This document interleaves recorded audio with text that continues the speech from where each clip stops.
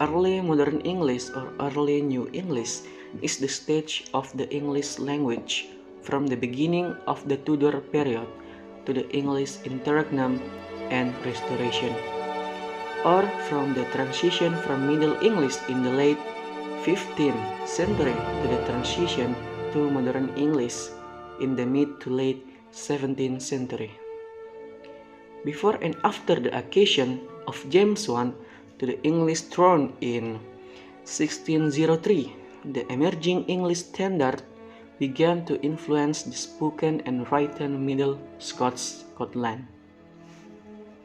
The grammatical and orthographical convention of literary English in the late 16th century and the 17th century are still very influential on modern standard English.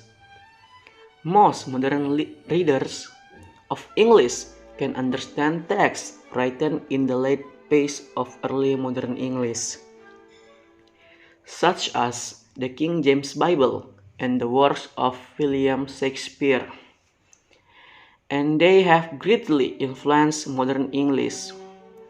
Texts from the earlier phase of early modern English, such as the late 15th century, the Morte d'Arthur, and the mid 16th century, Gore Bodak, may present more difficulties but are still obviously closer to modern English grammar, lexicon, and phonology than are 14th century Middle English texts, such as the works of Geoffrey Chaucer.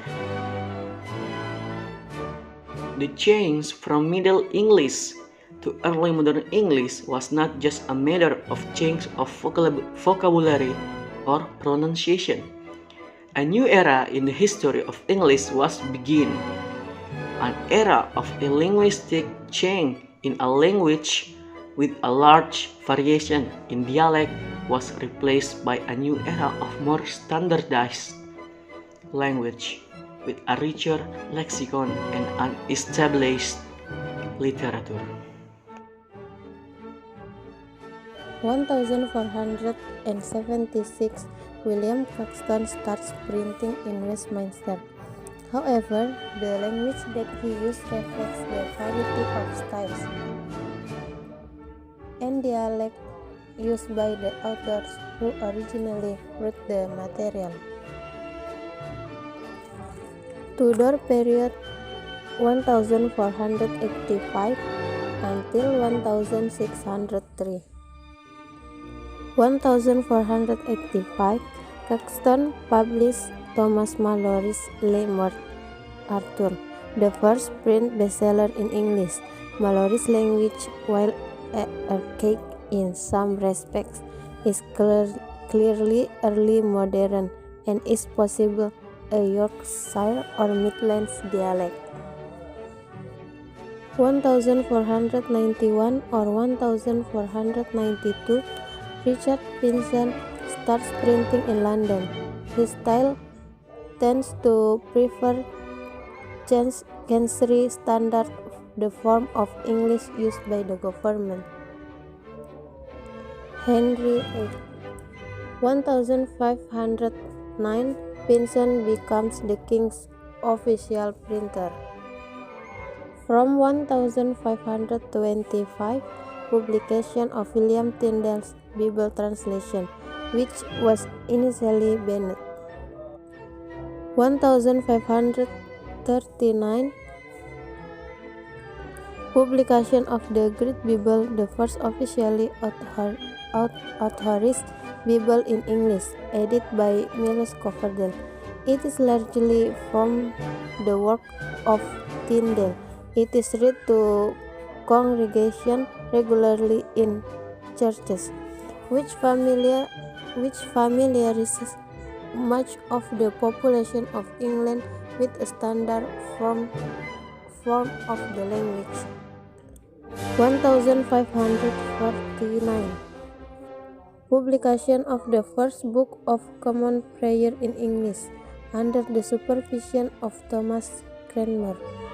Revis 1552 and 1662, which standard much of the wording of church service. Some have urged that since attendance at prayer book service was required by law for many years, the repetitive use of its language helped to standardize modern English even more than the King James Bible. 1557 Publication of Total's Miscellany, Elizabeth era.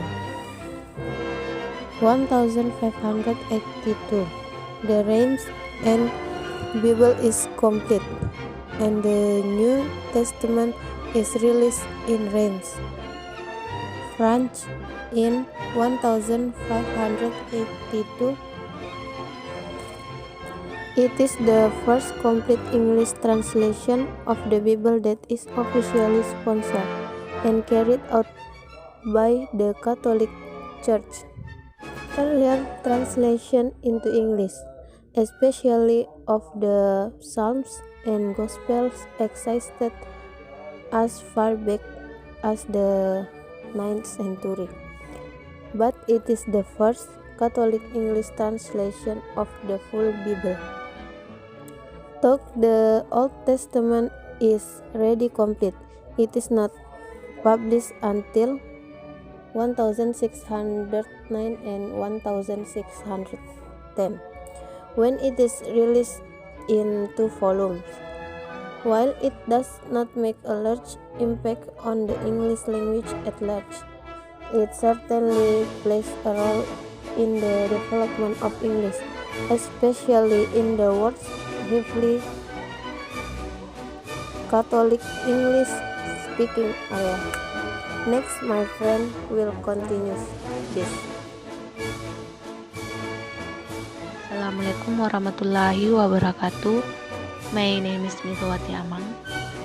Okay, in this video I will continue the material from Sister Rofi'a. The 17th century port tones and the form of speech can influence over the old county tones from around the 1690 onwards, and England experienced the new period of internal vision, relative stability, which encouraged the art including literature. Modern English can be taken to have emerged only by the beginning of the Georgian era in 1714, but English orthographer made it somewhat fluid until the publication of Johnson's A Dictionary of the English Language in 1755. The sovereign importance of William Shakespeare over the other Elizabeth, another was the result of his reception during the 17th and the 18th centuries, but directly contributed the development of standard English. Shakespeare's plays are therefore still familiar and comprehensible 400 years after they were written. But the works of George Chaucer and William Langlet, which has been written only 200 years earlier, are considerably more difficult for the average modern reader.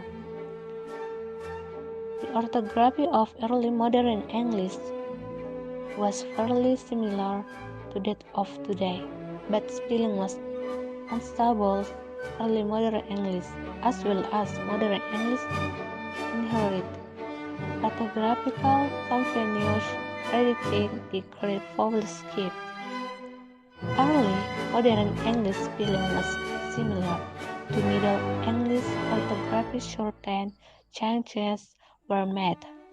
However, some methods for reason of etymology, as with the silent that was added towards leg, deep, dub, and Sabtu.